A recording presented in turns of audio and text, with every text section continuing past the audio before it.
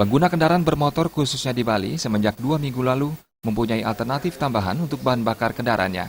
Setelah sebelumnya, Premium, Solar, dan Pertamax, sejak 10 Agustus, Pertamina juga mengenalkan BBM jenis baru bernama Pertalite. Kehadiran Pertalite tentu saja mendapat perhatian dari pengguna kendaraan bermotor yang sebelumnya menggunakan Premium. Menurut Ketua Iswana Migas Bali yang juga pengusaha SPBU Ide Bagus Rai, diliriknya Pertalite oleh pengguna kendaraan bermotor karena Pertalite memiliki RON atau Research Octane Number 90, sedangkan RON Premium 88. Selain itu, meski harga per liternya lebih mahal Rp1.000, yaitu Pertalite Rp8.400 dan Premium Rp7.400, namun baik bagi performa mesin kendaraan bermotor.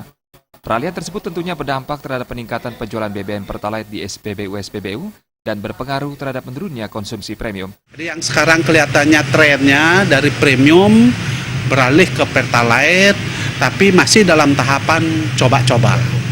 Ya mudah-mudahan, karena kita sekarang ini kan tidak bisa harus terbukti ya bahwa Pertalite itu memang betul memberi manfaat kepada masyarakat. Kalau itu terbukti, saya yakin ya akan terjadi peralihan migrasi dari premium ke arah Pertalite.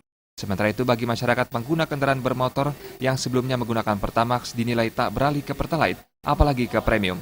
Hal tersebut salah satunya dikhawatirkan akan berdampak terhadap kualitas pembakaran mesin dan performa kendaraan. Ari Wiratmaja dan Angga Ratana, Bali TV.